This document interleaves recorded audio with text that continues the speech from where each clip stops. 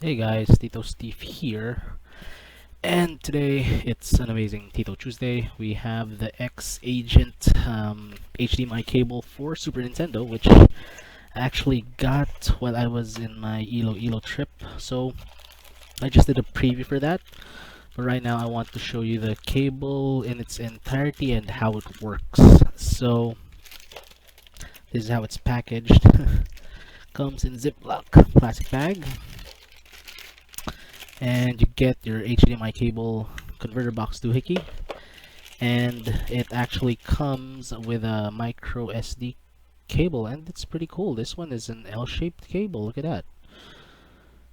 So this cable actually requires power, so I already got a micro USB thing here. It requires power for the, I don't know, conversion from analog to digital. But then again, hi Reginald, thanks for tuning in. Wait, where's my chat not showing? So, for most converter boxes of analog to digital, you will definitely need power. So, this one's already built in, so this end goes into the Super Famicom or Super Nintendo, whichever console you have. So, let's plug that in right now. And the other end goes to your screen or capture device. Okay, just undid the zip tie there. Oh no, that is a cable tie. So you gotta plug this into the multi-out of your Super Famicom. Be sure to plug in the power as well. Okay, and as you can see, it's got a green light there. So I'd have to say the only drawback of this is that the HDMI cable is kind of built into the converter box, so I don't want to break it. And aside from that, so I'm just going to hook this around here and plug it into capture card, and hopefully everything goes well. Wait a sec. Put this to the side. Alright, finally we got the comments to show live, hopefully. Okay, so as you can see, I have my AverMedia capture card plugged in. We're gonna turn on. You heard the click. Did you guys hear the click? Let's see if we get anything here. So I'm gonna switch the other monitor I have here to see if the pass-through works. Hopefully it does work. Nothing. Oh wait, might be this. But then again, it should already be showing. This is a bummer. It's not showing anything. Plugged in the correct cable.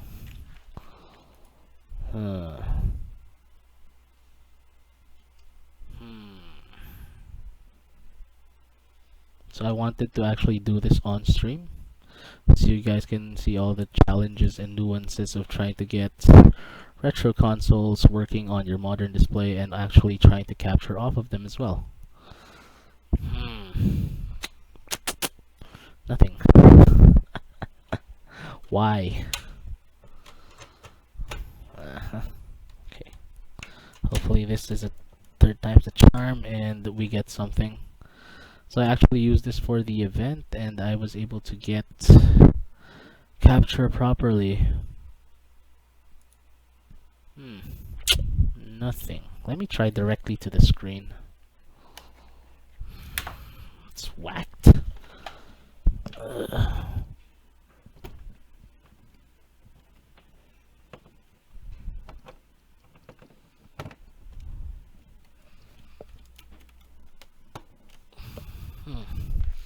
Okay, so you guys won't be seeing anything because, oh my gosh, okay.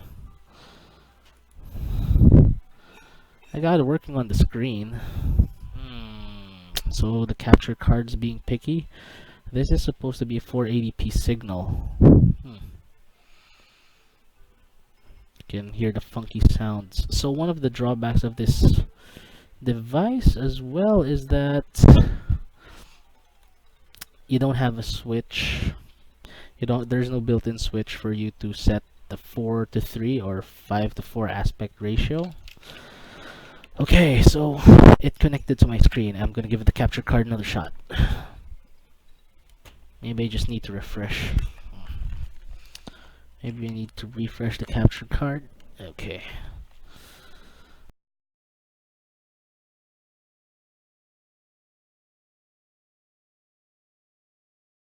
Still no, huh? So weird. Huh. Anyways, I'll be doing some troubleshooting first and redo, and I will be coming back live in a few maybe. Huh, this is frustrating. See you guys later. What's up guys? Tito Steve and we are back. Finally got this thing working. And it was no simple caveat. So we already got this.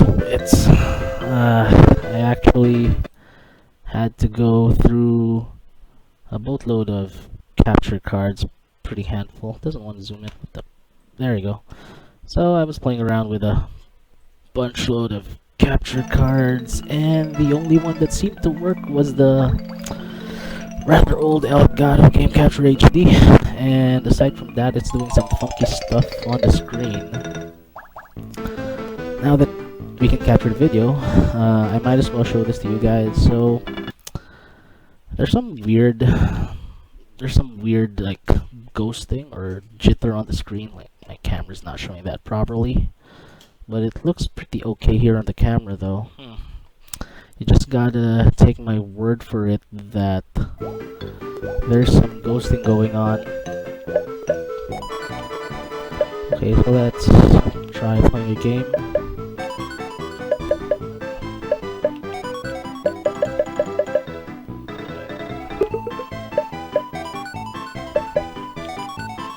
I keep forgetting that when I use the Elgato, I'm going to be getting delay. Wasn't able to set the mic delay properly on and camera delay properly, so just bear with me. So it looks weird on the capture.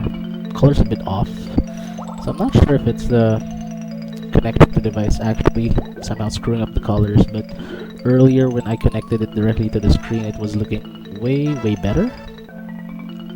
So another downside, as I said earlier, was that this device does not give you an option to manually set 4:3 resolution. So if you're fine with having this stretched image, then that's okay. But if we're capturing that, we can actually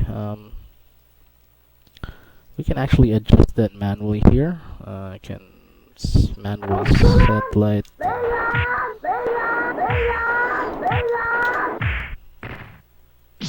Oh, no, that's not right. This is better? No. Oh, okay, that's why.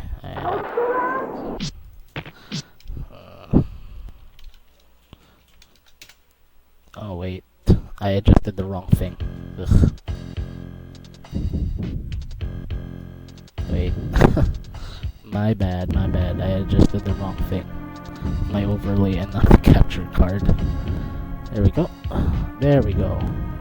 So on my capture, I can manually set it to have the expected 4:3 aspect ratio. Let's make it 645, so we can fit my overlay properly. Okay, there. So it's a bit small. I need to get a proper like scale. I don't know my maths. Press start. Skip it. Come on. So okay, it looks decent here on the capture. And what the crap just happened? It froze on me. Ugh. This thing is giving me so many headaches already. Anyway, so we were able to get a capture, but then come with It wasn't easy.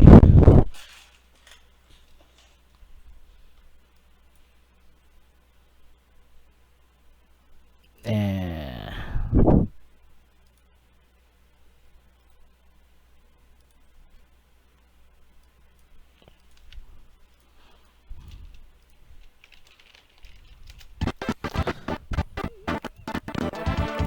Okay.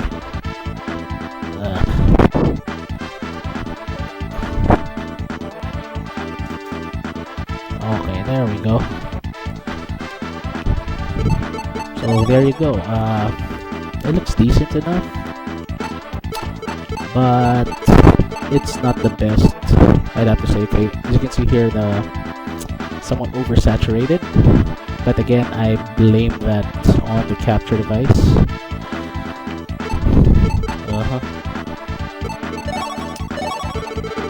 Even the capture device is acting wonky right now.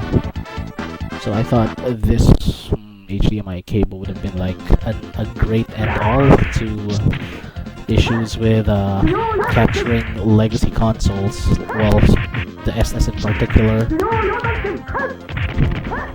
But it's giving me so much trouble.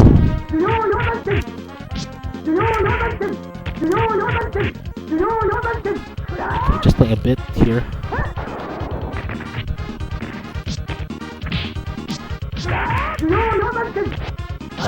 I'm losing, what the heck?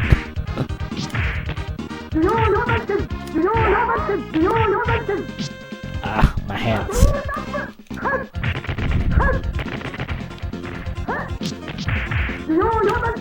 There we go. So would I recommend this accessory right now? Well, if you have a Super Famicom and you've got a Super Famicom or Super Nintendo and you have a significant accumulated collection of cards, then go ahead, go for a device like this. It's around $30 if you have someone who can buy it from you off Amazon. I'm just gonna pause the game now and just speak more about this device. So wait, oh yeah, this one also has another issue wherein sometimes if you reset it somehow messes up the graphics. I'm not sure if it's gonna do it right now, but there are some instances if you reset the game the graphics are just garbled. So this one's still fine. I'm gonna do it another time. I encountered it a couple times during the Conquest event. It's doing pretty okay. Still good.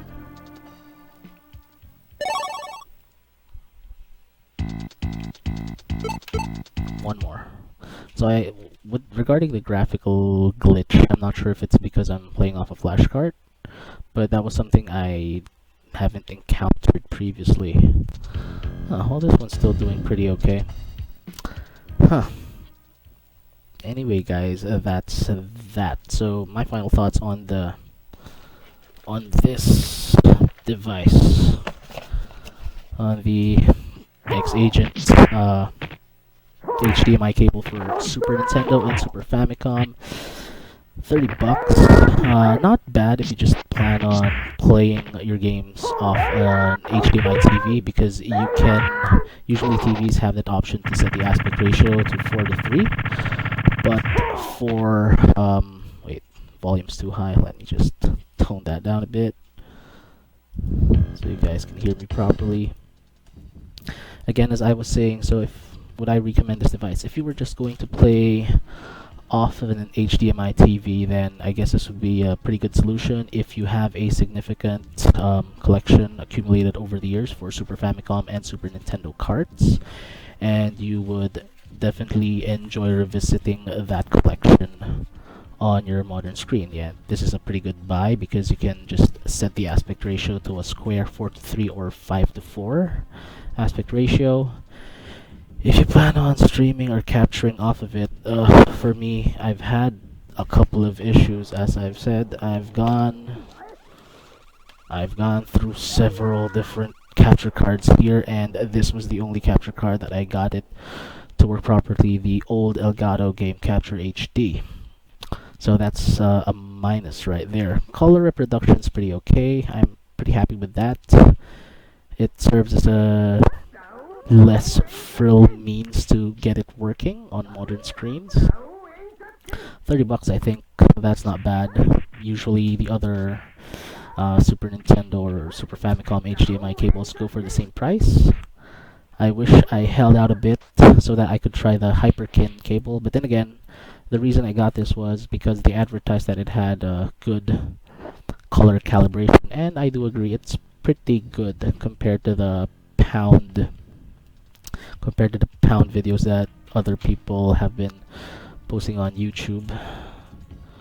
Aside from that, what more can I say? It just works. It's fine. And again, if you have an old collection of stuff for the Super Nintendo or Super Famicom, you can try it out.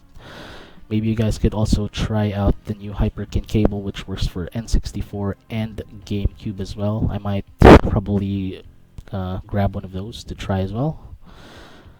But if you would want a much easier way of streaming Super Nintendo games or capturing Super Nintendo games, well, maybe you could just get yourself the Super Nintendo Classic, because it does HDMI without problems, and you just heard the USB disconnect a bit.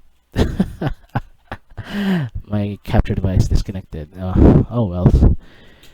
Anyways, that's that. Hope you guys enjoyed a look into this HDMI Super Nintendo Super Famicom cable. So this is Tito Steve. Hope you guys have a great day ahead of you.